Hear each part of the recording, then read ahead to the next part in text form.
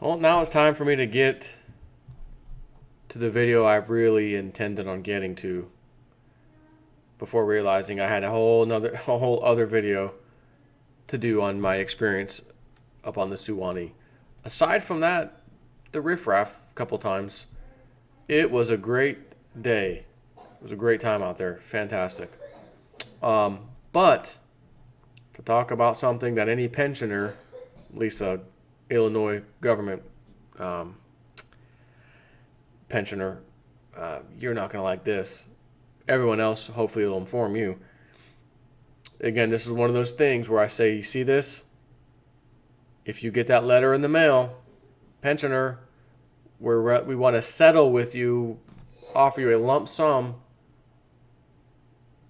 You take it and run as fast as you can, no matter what it is.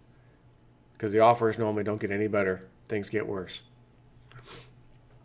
Illinois governor, furious. Zero hedge, of course. Illinois governor, furious. Excuse me. By the way, I just ate a freaking bag. One of the small bags, about like this, like that, of not cashews. Oh my God, how did I just forget this stupid? You crack the nuts open. They're like this big. Crack them open. They kind of have a greenish color sometimes. Can't even think of the stupid name. I just had a brain freeze out of control right now. Cannot believe that. Not cashews. Again, little tiny nuts, like the size of an acorn. You crack them open. They're usually slit already. Cannot believe I cannot think of the name of those. Excuse me. Pistachios. Oh, thank you. I know some of you are right now saying, you idiot. They're pistachios. Joe, they're pistachios. Got you. I got you from the future in advance. I knew you'd be saying it. Thank you. Pistachios. That was my dinner tonight. So, trying to settle that down a little. Oh, look at that. Isn't that cool? Ooh. Realist news will cross my face. Not even green. I have a green screen. This is crystal clear. But that's neat. So, yeah, I burp a couple times.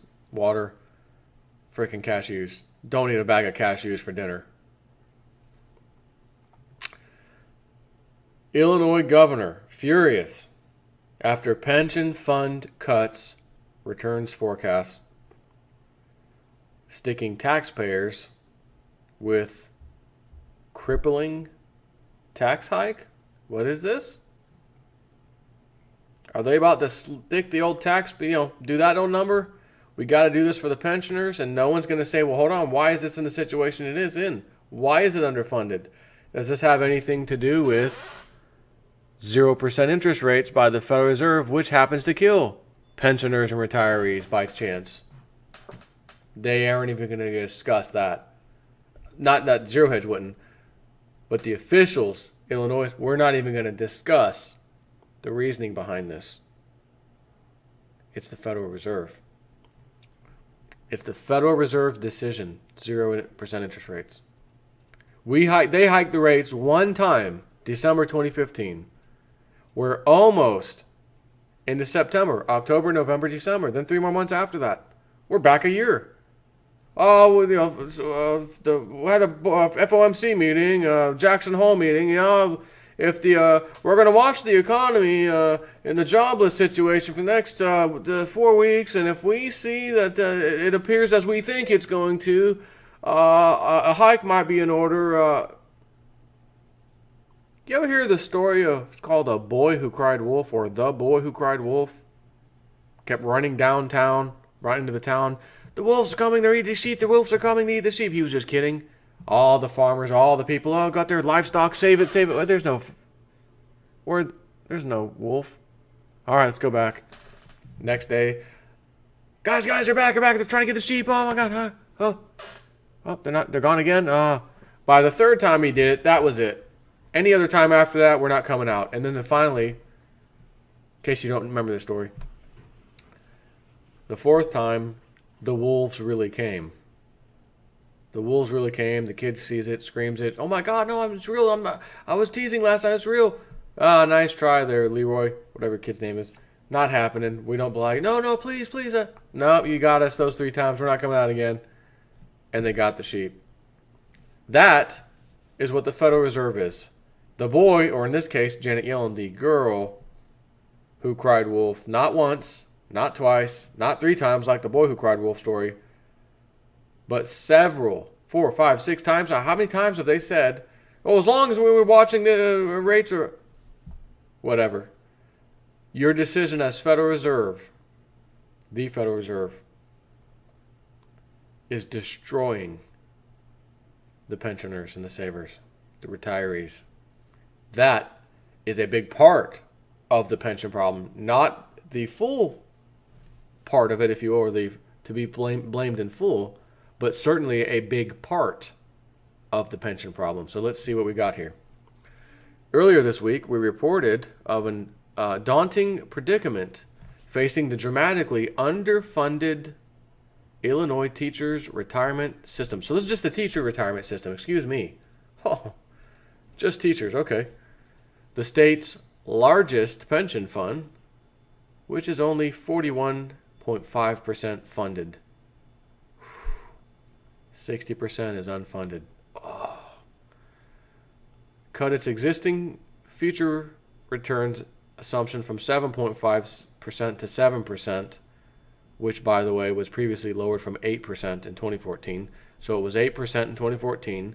We lowered the returns assumption to 7.5%, in which we're now going to lower that to 7%, is what they're saying, and suffer the wrath of the state's governor, Bruce Rauner, who would be forced to implement even more unpopular tax hikes or keep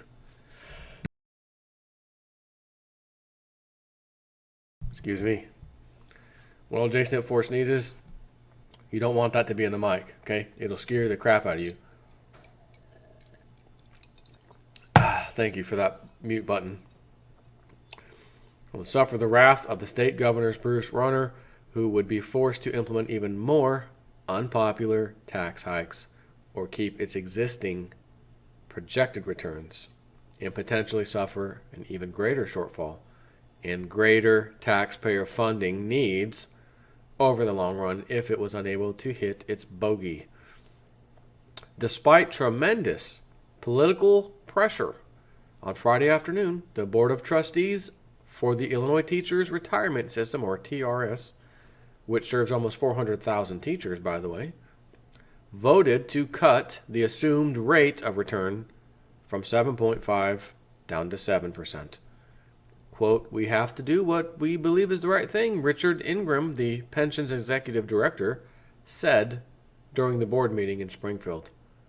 By the way, Richard, Mr. Ingram, how much money do you make a year off that pension system?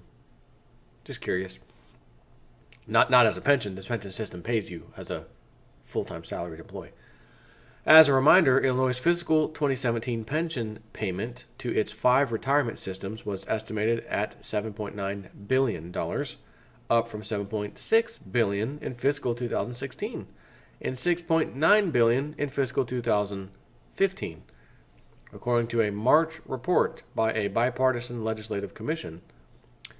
The country's 5th largest state's unfunded pension liability stood at $111 billion at the end of fiscal 2015, with the teachers' retirement system accounting for more than 55% of that gap. Ooh. I'll say it again. If you get that freaking letter, we want to settle, let's do... Man, you better take it and run. Sadly, I don't even think they're going to offer that. It says, quote, it says this is how the Chicago Tribune summarized the pension fund's dilemma. If the board voted for the 7% figure, state government would be on the hook to make up the difference, estimated to cost an extra $400 to $500 million per year, an expense that would come due starting in July of next year. The governor and lawmakers would have to find that extra money, worsening a state budget that's already in free fall amid a budget impasse that's lasted more than a year. Alternatively, if the board voted for the 7.5% figure, the state would not have had to pay all of that extra money right away. But if investments failed to hit the benchmark, here you go, the shortfall would have been tacked on to the pension fund's $65 billion debt. Taxpayers would be hit either way. The question was whether it would be in short term or long term. So what happens if the pension fund's investments, which I've talked about in the past, don't just do bad, but do horrible, and they really start losing some serious money?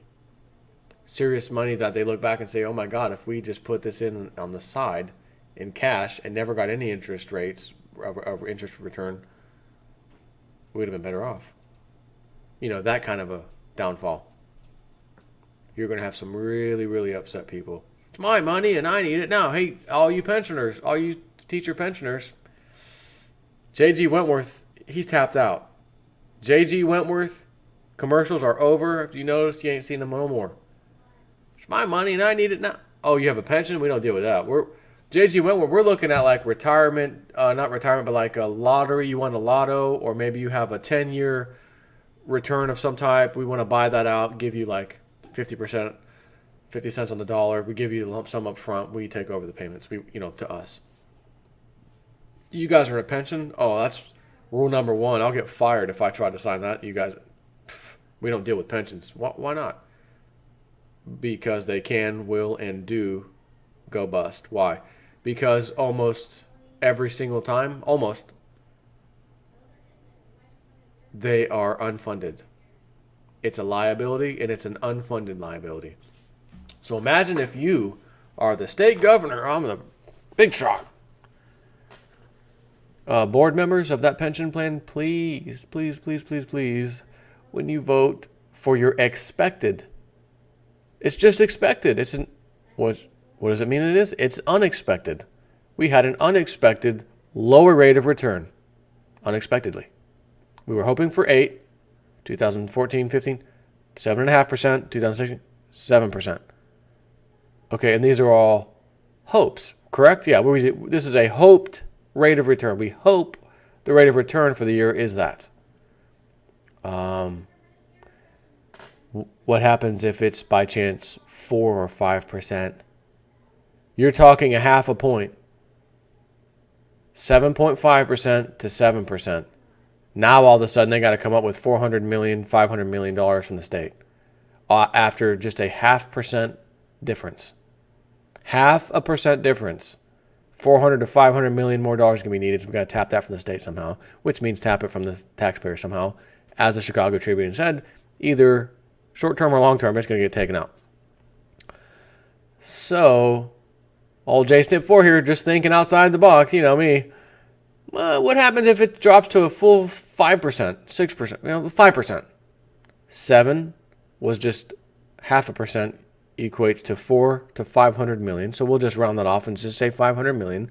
So for every 0.5 of a percentage point equals $500 million. Easy math. 7% down to 5%. $2 billion will be needed. Ooh. Listen, my name's Governor so-and-so, and I want you to elect me. But I got to raise taxes to pay for the 400,000+ teacher pensions. 400,000 teachers' pensions? Yeah. Are you going to vote for me? Well, let's see how many. Population of Illinois. Or Illinois. As of 2014, United States Census Bureau says 12.88 million in 2014.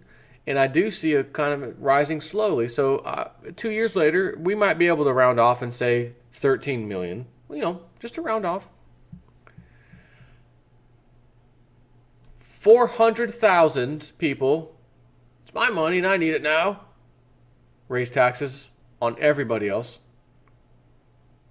13 million people. So in other words, you take those 400,000 people out and your 13 million becomes 12.6 million people.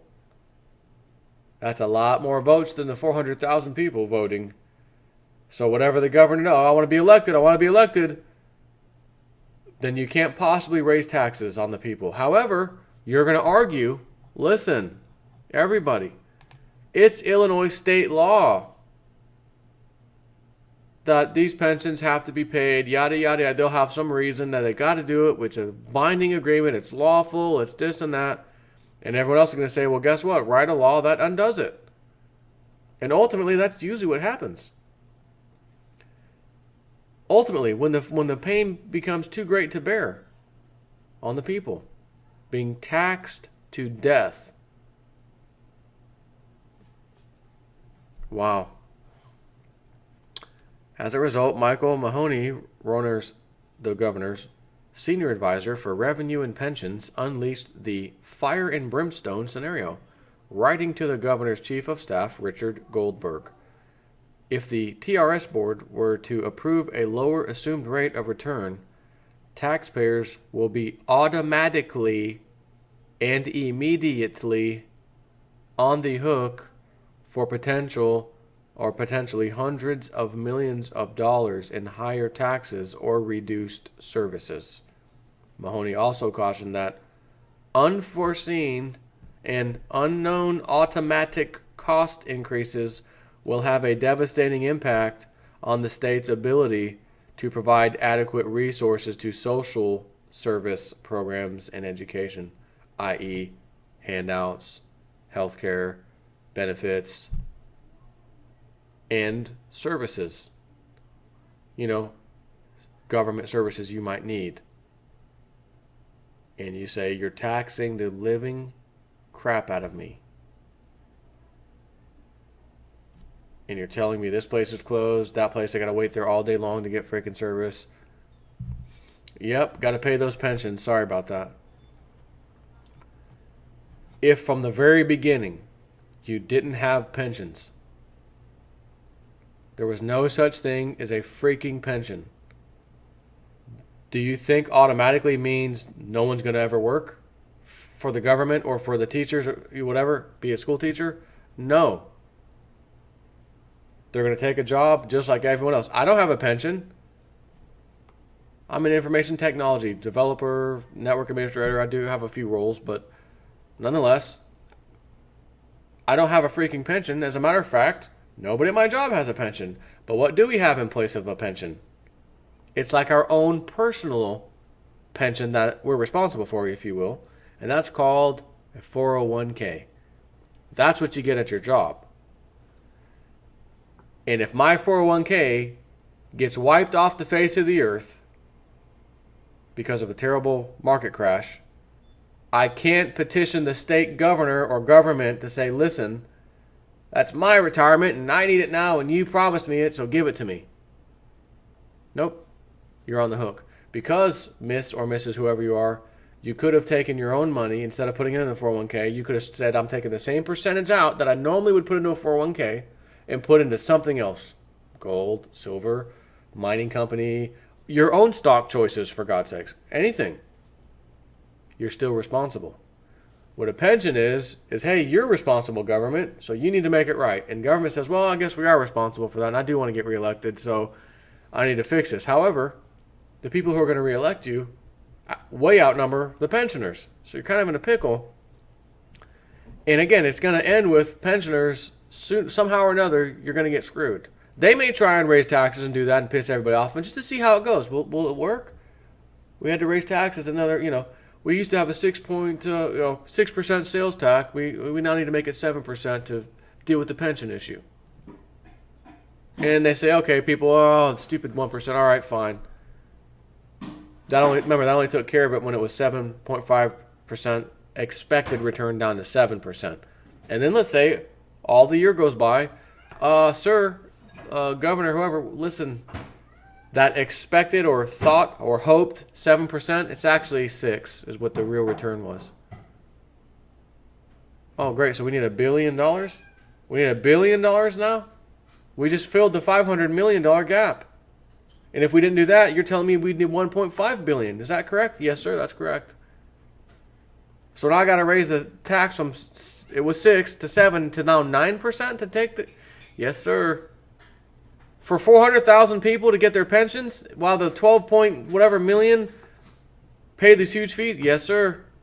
And those 12 point whatever million, they're not pensioners. They're normal people like you and me. So, where do I think about pensions? If you're promised something and the money's there and it goes from A to B to C and you don't have to rely on this thing called a market or an economy as if it's some living creature, and if the creature is unhappy, you lose it all. Your pension goes down, your 401k goes down, everything goes down. If the creature known as the job situation or stock market goes down, or this other creature from Dr. Jekyll and Mr. Hyde, known as the Federal Reserve, implements a policy called zero or near zero interest rates, you are screwed. Right? So if you didn't have those outside factors, and it was just as simple as, listen, we found a way to take 10% of your income without you paying for it, by the way. It's built into the government services, whatever. We got 10% coming out of your check, but not really. Whatever you earn, 10% times that is what goes into the special fund. We call it a pension. Pension 2.0, if you will. And how's that different from Pension 1.0, the original one that everyone got destroyed on? Well, those relied on interest rates, such as investments and things like that. And they have to be on an average of 8% in order for these to make sense. This one relies on nothing. We're just socking the money away. If you're just socking the money away, you will never, ever, ever, ever, ever, ever, ever, ever have an unfunded liability. It's been fully funded. It's always been fully funded because you took 10% out and dumped it over here. And you didn't invest it in something that might go sour one day. Excuse me. But then there's a little tiny other problem with that. Money sitting there stagnant without any interest rate, inflation and all. It's going to take a lot more money to do so. The money has to make money.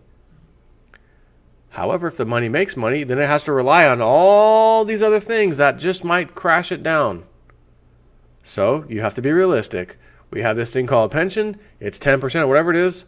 It's what you get.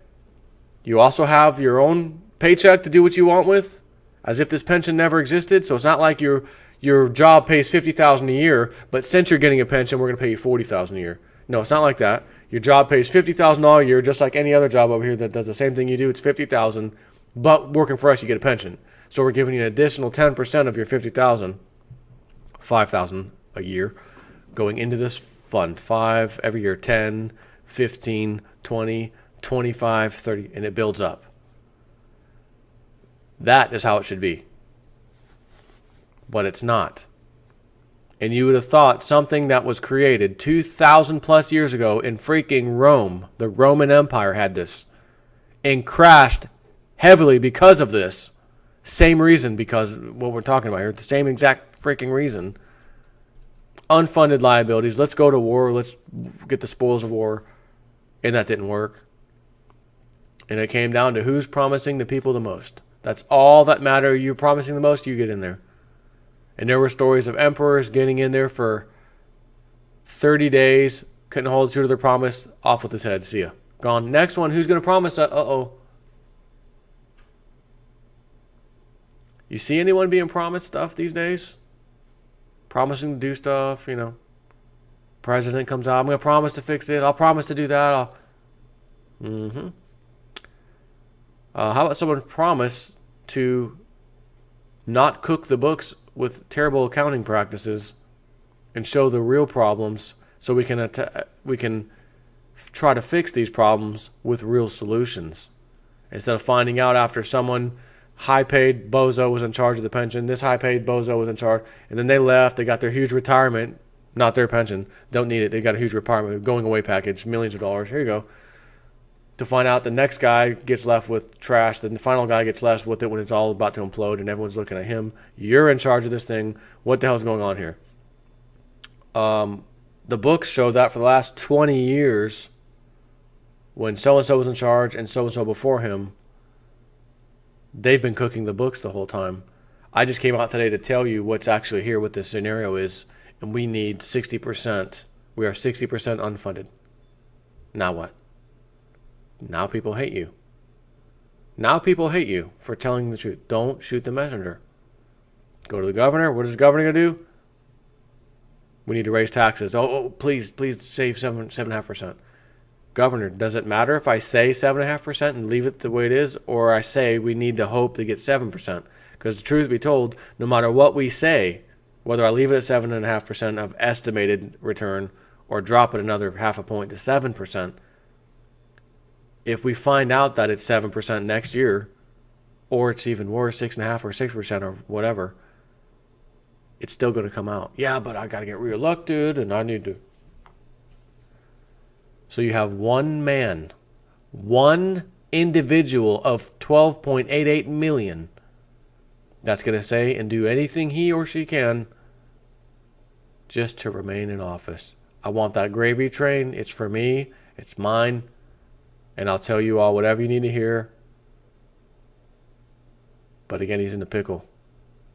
Pension funds are unfunded. I want to get reelected. So if he realizes I'm not going to get reelected, we're going to raise taxes. You can vote me out next time, and the next governor will take over. And he's not going to undo what I've done because they're going to blame that on me. But he's going to also know it had to be done.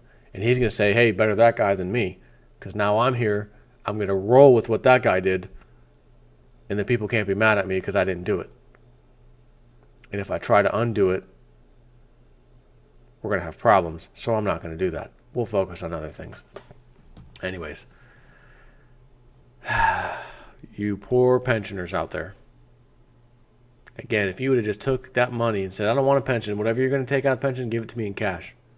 No interest. Just give me that extra funding in cash. I'll handle it myself. And you bought gold. Again, we're talking pensions. People were needing them now. We're talking 20 years ago. What was the price of gold and silver 20 years ago? Even with the manipulation today that we know, it could be much higher. Gold price history. Matter of fact, let's go to Kitco. Gold.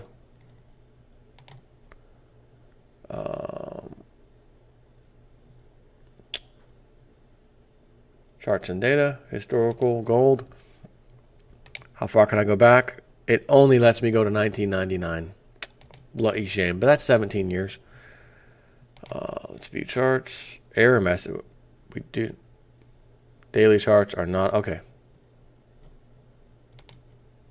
Can't look at daily charts, excuse me. Let's go back to monthly charts. Oh, wait, was this 95? Do I see 95? 1995. A low for gold, $372. And this is for the whole. Oh, actually, this is monthly. I'm able to see a monthly chart. So we're talking $380, $370, $377. Give or take. $390 at one point, $396 at one point, back down to $386, right?